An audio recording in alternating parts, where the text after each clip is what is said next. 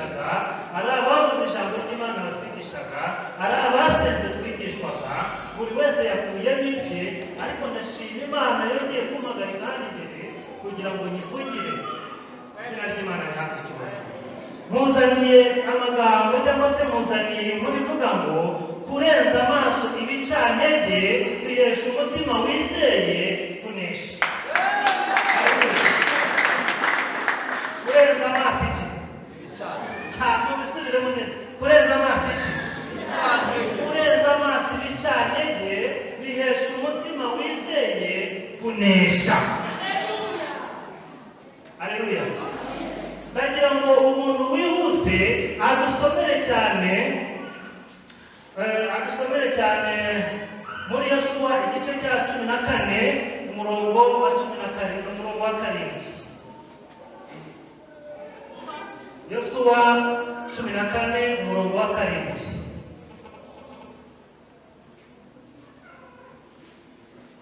Yosuwa 14 umurongo wa 7. Yes. Ndaza gusobanura nyuma cyangwa se ndaza kugira icyo mvuga nyuma. Yosuwa 14 umurongo wa 7. Isome mu izina rya Yesu. Icyo gihe nari maze imyaka 40 twari tukiri Kadeshi Barineya. Mose umugaragu w'Uwiteka antuma kujya gutata igihugu. Bukeye ndaruka muhamiriza ibyo nari nabonye n'umutima utabeshya.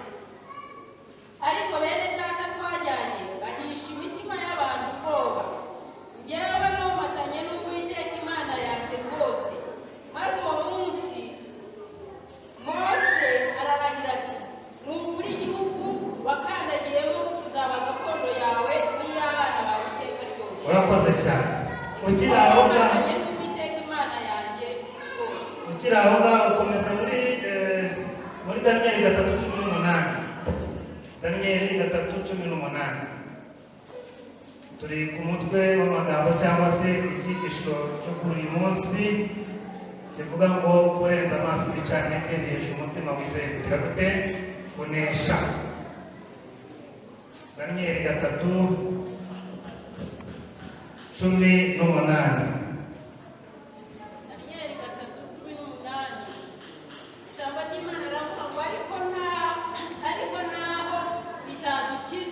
Ariko naho bitadukiza Nyagasani umenye ko tutari bukorere imana zawe habe no kuramya icyo gishushanyo. Urakoze cyane, Imana iguhe umugisha. Bavandimwe inshuti, muri ubu buzima tugira ibicantege byinshi. Habe muri uyu mubiri twambaye ibiduca intege ni byinshi. Habe mu nshuti tugira cyangwa se mu bavandimwe tugira naho habamo abacantege, ndetse no mu by'umwuka rimwe na rimwe tugiramo ibicantege. Ariko mwomeje ku isomo rya mbere, Uwiteka Imana ntabwo yifuza ko ducika intege na rimwe, ahubwo igihe habonetse ibicantege Uwiteka Imana ashaka ko duhagarara hahandi kugira ngo imbaraga zayo zigire gute zikore. Aba bagabo ni Kalebu na Yosuwa, igihe Mose yabatumaga ngo bajye gutata igihugu, ntabwo bagiye bonyine, bajyanye n'abandi 10. Haleluya. Bajyanye n'abandi bangahe? Umubare munini warimo ni kangahe? 10 baragiye bajya gutata igihugu kimwe n'icyo babiri bagiye gutata, ariko bazanye inkuru zitandukanye. Haleluya. Mwumva ahantu neza. Abo 10 baje bahuriza ku magambo amwe, bahuriza ku magambo avuga ngo igihugu ni cyiza twakibonye, ariko abagabo twabonyemo barabiki. Aho ngo baratangiye guca Abisirayeli intege. Barabwira ngo abagabo twabonyemo ni banini, ni barebare, ni abanaki, ntitwabasha kubahagarara imbere. Ariko Kalebu na Yosuwa bazana inkuru nziza isubizamo Abayisirayeli imbaraga kugira ngo babashe kugira gute kubare mu mutima w'igihugu bari bagiye kugira gute gutata. Aba bagabo 10 bagiye gutata igihugu, bazanye inkuru y'incamugongo, bazanye inkuru y'incantege. Imbaraga Abisirayeli bari bafite zahise zicikira aho ngaho, ariko Kalebu na Yosuwa bazana amagambo meza y'ihumure, bazana amagambo meza y'ubutsinzi, baza bavuga ngo igihugu twakibonye ni cyiza, kirera, gifite ibi, gifite ibi, gifite ibi. Ariko niba Uwiteka Imana yacu twishimira, haleluya, niba Imana yacu igira gute itwishimira, ibicantege ntabyo, haleluya, ngo ibicantege ntabyo. Niba Uwiteka Imana ikwishimira, ibicantege ntabyo. Nushaka ubivuge ubyature ku buzima bwawe. Niba Uwiteka Imana inyishimira, ibicantege ntabyo, tuzobanye kansore. Haleluya. Icyo gihe baravuga ngo niba Uwiteka Imana yacu twishimira, abagabo twabonye bo muri icyo gihugu tuzabarya nk'iki? Haleluya. Reka mubwire, tekereza iby'Imana yakurushijemo ku myaka ufite. Kalebu na Yosuwa bakimara kubwira iyo nkuru Abisirayeli bose, ngo Abisirayeli barongeye basubiza ibitekerezo inyuma, batekereza urugendo bagenze. Haleluya. Uyu wabivugaga yari amaze imyaka 40 irenga. Batekereza urugendo bagenze, batekereza ukuntu Uwiteka Imana yabavanye kwa Farawo mu gihugu cya Egiputa, mu gihugu cy'uburetwa. Batekereza uburyo Imana yabagaburiye manu mu butayu. Batekereza ngo bageze ku nyanja, babona ukuntu ibintu byakoretse, ngo barangije baravuga bati Kalebu na Yosuwa ibyo bavuze nta kabuza tu. Haleluya. Nta kabuza tu, nta kabuza. Ntabwo barebye urucantege rwari ruri imbere yabo. Fata Saduraka, Meshaki na Abedenego, ntabwo bageze bareba urucantege, ntabwo barebye umuriro wari ubategereje, ntabwo bareba uburyo umuriro wenyegezwaga. Vana amaso ku bibazo, uhange Yesu. Haleluya. Wowe waje hano ndakugira inama, ndakubwira ngo vana amaso ku biri imbere yawe, biguca intege, uhanga amaso Yesu Kristo. Ntabwo barebye umuriro wari ubari imbere, oya. Ndetse baza no gusubiza umwami kuko icyo yari ababajije babonaga nta mpamvu. Banze gukorera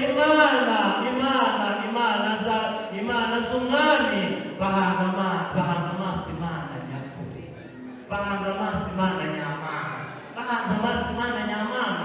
Imana yaramanutse. Haleluya. Nicyo ubona kiguhangayikisha, nicyo ubona ubuzima tugira urucantege rwinshi.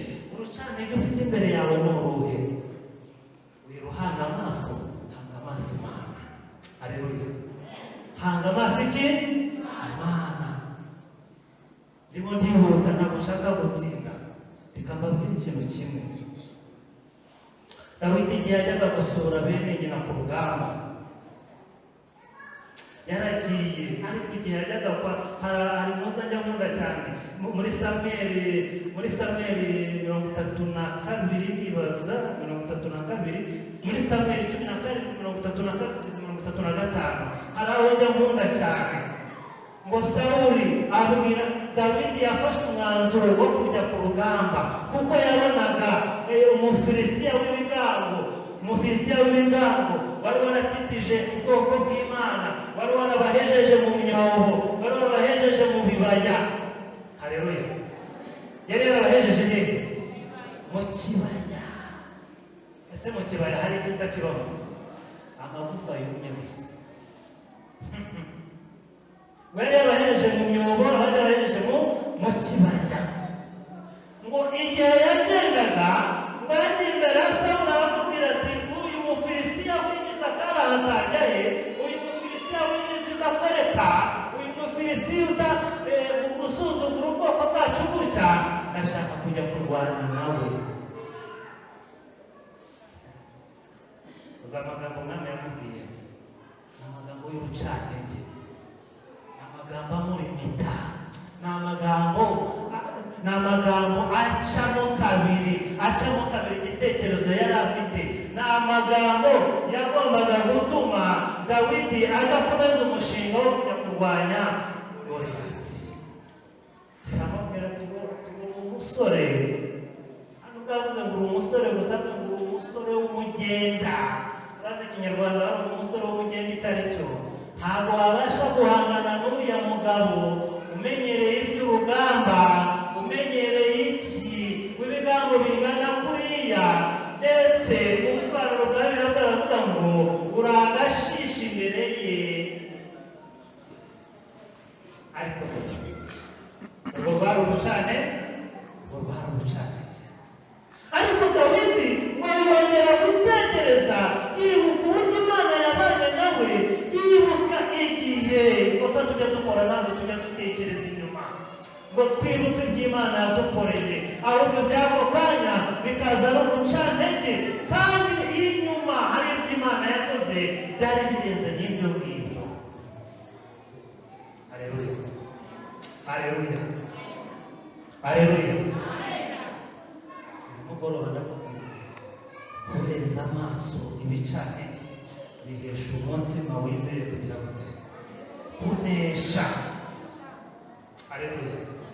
Dawidi atekereza ukuntu yabanye n'Imana ye mu ishyamba, atekereza ukuntu yabanye n'Imana ye imbere y'intare, atekereza ukuntu yabanye n'Imana ye imbere y'idubu, atekereza ko nta kintu na gito yigeze aba. Aravuga ati nahaguruka ndagenda, ntabwo nitaye ku magambo ya Sawuli, ntabwo nitaye ku magambo ahubwo ndagenda, kubera ko yari yizeye ko kurenza amaso ibicantege bihesha umutima wizeye kugira gute kunesha. Haleluya. Ndakubwiza ukuri ko iyo wizeye Imana, Imana ikora ibihambaye. Iyo urengeje amaso ibicantege, Uwiteka aramanuka agakora. Uwiteka arakoze kwa Dawidi ndetse aramuneshereza. Haleluya. Amaze kumuneshereza amuha icyubahiro. Haleluya. Iyo yabivuze neza muri Zaburi ya 99:15 ngo azanyambaza mwitabe, nzabana nawe mu makuba no mu byago, nzamukiza mu iki icyubahiro. Haleluya. Nzabana nawe, nanyambaza ajya ku rugamba yaramwambashe, nanyambaza nzabana nawe mu makuba no mu byago, nzabana nawe, nzamuneshereza. Nimuneshereza kandi sinzarangirira aho, ahubwo nzamuha n'icyubahiro. Haleluya. Dufite ingero nziza mu ijambo ry'Imana. Aha niho tuvana ukuri ko nyine kongera kubaka ubuzima bwacu. Duhura n'ibicantege byinshi mu buzima, ariko se uhanze amaso nde? Ese uhanze amaso unesha ibicantege? Ese uhanze amaso ibyo bicantege? Nuhanga amaso ibicantege uzatsindwa, umutima wawe ntuzizera. Ariko nuhanga amaso ijuru ryonyine rizakuneshereza. Uyu mugoroba ntabwo ndi butinde, ndasaba Imana ishobora byose ngo tureke guhanga amaso ibiduca intege. Ni byinshi muri ubu buzima, uriyizi nanjye ndiyizi. Ibiguca intege urabizi, ibyo ufite imbere yawe ubona nk'ibibazo bikureho, uhange Yesu amaso, niwe urangiza ibibazo. Haleluya. Ibyo ubona bikurwanyije, ibyo ubona biguhagarikiye, ibyo ubona bikurwanya, ibyo ubona bikurushije imbaraga, hari ubirushije imbaraga, uwo niwe wahanga amaso wenyine. Haleluya. Imana ni nziza. Imana yiteguye kuturwanirira nk'uko yarwaniriye Dawidi. Imana yiteguye guhagarara natwe nk'uko yahagararanye n'abariya basore batatu. Imana yiteguye guhagarara natwe nk'uko yahagararanye n'abariya bagabo babiri, Kalebu na Yosuwa, bakaza bahamya inkuru nziza. Haleluya. Imana yiteguye kubana natwe, kuko ngo urenze amaso ibicantege, niturenza amaso ibibazo, niturenza amaso ibiturwanya, bizahesha umutima wacu kugira gute kunesha. tubashe kurenza amaso biturwanya, tubashe kurenza amaso ibibazo, dusingire ibisubizo kwa Yesu. Niho hari ibisubizo by'ukuri mu izina rya Yesu. Data, mu izina ryawe Yesu Kristo, urakoze kuri uyu mugoroba, urakoze ko wabanye natwe. Nukuri twabonye kugira neza kwawe, twabonye byinshi, twumvishe byinshi. Mwami Mana, ari abana bato baguhimbaje, ari abakuru twagaragaye imbere yawe, twese Mwami duha umugisha wawe. Twaje dushonje, duhazwe nawe. Twaje dufite inyota, nukuri tunanywa inyota nawe. Abana bawe twese uko turi hano, duciye bugufi mu mitima yacu, utwambike imbaraga. Uduhe kurenza amaso ibiduca intege, uduhe kurenza amaso ibibazo, uduhe kurenza amaso intambara, uduhe kurenza amaso ibyago n'amakuba. Ahubwo Data, duhagararane nawe, turwanirwa nawe. Ubwo Mwami Mana tuzanesha, tubisabye tugize izina rya Yesu. Amen. Reka dukomere Imana amashyi y'ukabyara. Bavuga ngo dukomere Yesu amashyi.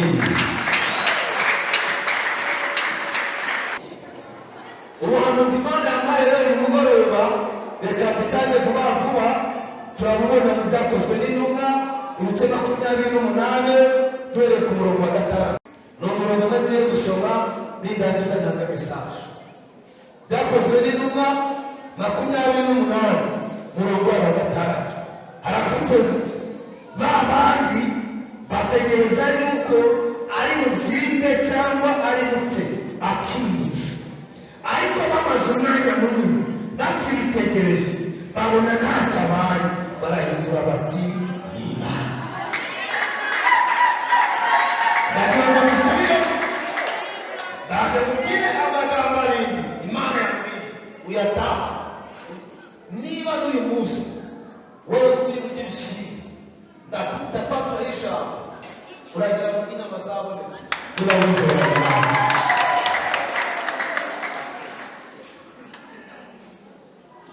Ikibazo cyari ntabwo mwizeye. Niba Eliya yagaburiwe n'igikoni, ibikoni biracyahari, ibikoni biba bigihari rero, bica mu gatega, bizana inyama, bica ahantu, bizane nawe babwira umusamariya mwiza. Uyu mugoroba ukiri hano, ndashaka ngo musenge Imana iguze n'umusamariya ukirega uyu muryango. Umusamariya ace kuri Mobile Money, umusamariya ace kuri Airtel Money, umusamariya ace kuri Tigo Cash Money, umusamariya yiyerekeye ko anabyigana akora sente z'ijoro. Umusamariya ninde mu rutego umusamariya ntaje bazamure haleluya. Dusubiremo ijambo. Ba bandi bategereza yuko urwobo bacukuye uraruvamo. Ba bandi bategereza ko umugabo araguta. Ba bandi bategereza kuzaseba. Ba bandi bategereza kuzakorwa n'isoni. Bakibitegereje babona Yesu arahindutse, babona Imana arahindutse. Ndagira ngo uyu mugoroba Imana ihindure ku buzima bwawe, amateka ahinduke. Haleluya. Ba bandi bategereza yuko ari mu busimbe cyangwa ari mupfe akindutse, ariko bamaze umwanya munini bakibitegereje babona ntacyo abaye, barahindura bati afite Imana, barahindura bati afite ubwiza. Zamukubira Imana gusaba Yesu. Hari amafaranga Imana itanze mu muturage kuko Imana imwiye kubera Imana amafaranga Imana itanze.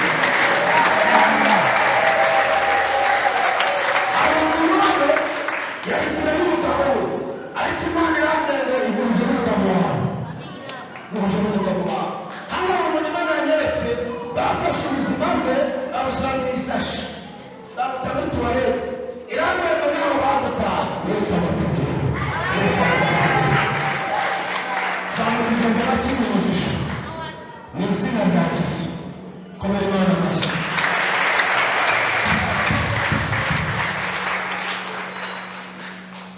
ndagira ngo musengere Imana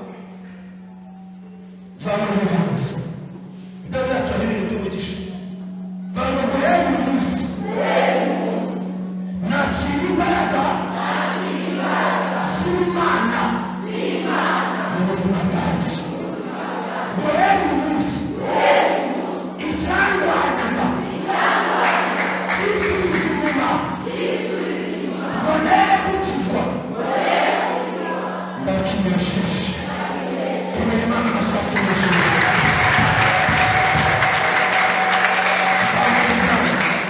Zamura Mwami Yesu warambwiye ngo ngusabe uzampereza guhera uyu munsi musabye umugisha w'amafaranga musabye umugisha w'inzu yanjye musabye umugisha w'amahoro mu rugo rwanjye musabye ubwenge bw'abana banjye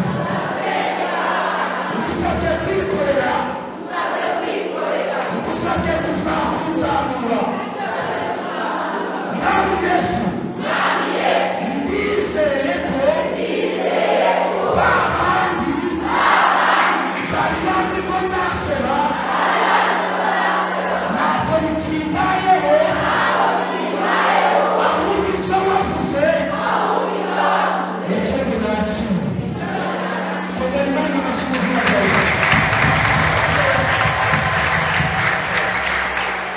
tera inama ndashoje tera inama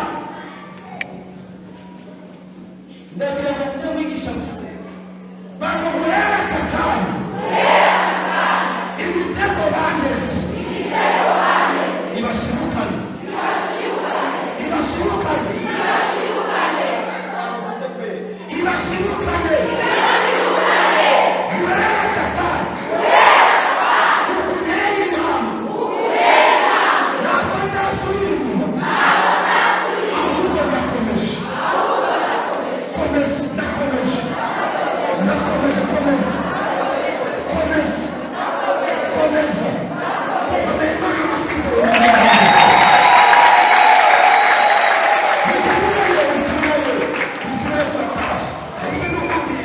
Imana irambwira ngo nibabwire ukuntu uteye intambwe muzi imbere yawe niko iteye intambwe ibasanga.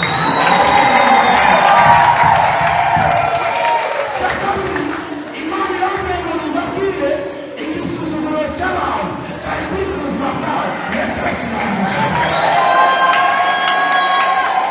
icya gatatu Imana irambwira ngo nibabwire umusanzu mwakazi wo kuza mu nzu y'Imana ugeze ku Mana. wabona uko yabikoze gira gutya bamugusimbutse simbutse ikarambu simbutse amatiku simbutse ubukene simbutse ubukode simbutse amagambo ibintu byiza niko bikora umuntu aba ari ikibuno akohereza inyoni mu gihe tujya kuba ku nzu ye utware ibyo atunze amagambo niyo batugesha ndagira ngo nama mwige kwiyongera mukoresheje amagambo banga guhera aka kanya ibyo banyoherezaga ndabibashubije amen Imana amashyi.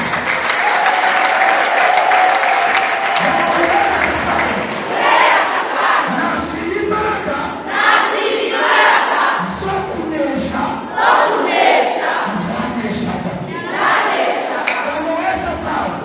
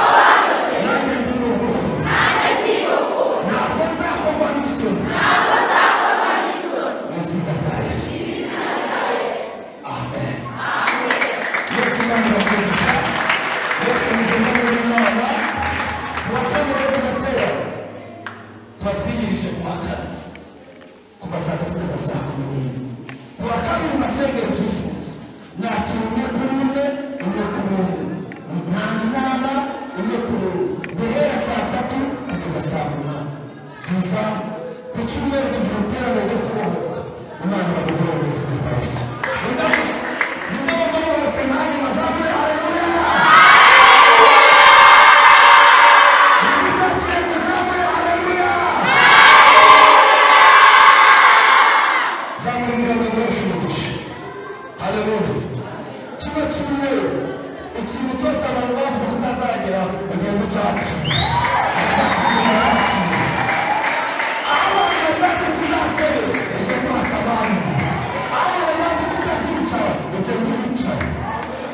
abazabatizwa tuziga kuwa kane batangizariza saa 11 dufata iminota mike yo kwiga kugira ngo kuwa kane kugira ngo umuntu abahe umwanya mwinshi cyangwa se n'akazi kagemuka kenshi kuwa kane abantu bazabatizwa amatorero azarangira saa 11 dufata iminota mike yo kwiga umubatizo imana ibaha umugisha abifuza kuruhura mu itorero ni karibu dufite korali ebyiri aho ubona wajya wajya niba wifuza kuba umuramyi nawe dufite kuramya imana kugira ngo dukore ubwami bw'imana zamura ibiganza tukamuhesha umugisha mwana imana yacu natuma umugisha ku bantu bose bateranye ugendera n'abandi bahereza umugisha abavuga ngo bahereza umugisha bana bamwe basengeye bataragira mu ngo basange bagezeho sengera abasore babo sengera abakobwa babo sengera abavugabutumwa babo abantu baturanije babo bahereza umugisha nirukana indani abatanze amaturo abatanze icyacumi abashaka bose kugira umurimo wawe yo kubahereza umugisha nyemera mwana imana yacu kiba cy'umweru uzabane natwe uzatugire neza kuwa kabiri mu byifuzo kuwa kabiri mu materaniro ku cyumweru mwami materaniro ya mbere ndetse n'aya kabiri izirasha icyubahiro abantu bose baje mu nzira ubaremera amateka babandi bari bazi ko bazamwara bari bazi ko bazasura uri kumweho bataragera mu rugo basange bagezeyo uwaje ushaka icyo kurya uwaje akeneye imbaraga uwaje akeneye imyambaro uwaje arwaye uwaje ashonje umugarure umuntu waje ntacyo afite ugira icyo umuhereza wanduramye ngo hari ikirahari urakoze nawe ugendana na buri wese kandi buri muntu wese wumva icyifuzo cye wowe utanga amahoro komera imana imana duhaye amahoro komera imana amashimari duhaye amahoro imana itanze amahoro mu mitima yacu urakoze mwana utanze amahoro waba urwaye amahoro uramukijije waba urwaye mu gatuza uramukijije waba urwaye afite imisonga mu mavi uyikuyeho mwana waba uragira umugongo uramukijije waba urwaye urutugu mwana urukoze waba urwaye igifu ugikozeho waba uragira umutwe w'uruhande umukozeho mwana waba uragira mu matwi umukozeho waba ufite umwana washikagurikaga nijoro ubikuyeho urakoze mwana uyu muntu waje afite ideni ryinshi uramwishyuriye mwana uyu muntu waje amagambo meza iki kigerageza urakimurengeje ndagushimiye mwana ukoze igitangaza aha ntabwo ari aho gupfira ni aho gukira buri wese wageze hano n'uwadukurikira umuha umugisha buri wese wateranye n'uwakurikiranye ijambo umuha umugisha ataragera mu rugo asange wagezeyo ataragera mu rugo asange hari icyo wakoze ubuntu bwawe no gufashwa n'umwuka wawe be na buri wese bateranye bitahari na buri wese bizagarukane na buri wese n'izina rya data n'iry'umwana n'iry'umwuka wera amen.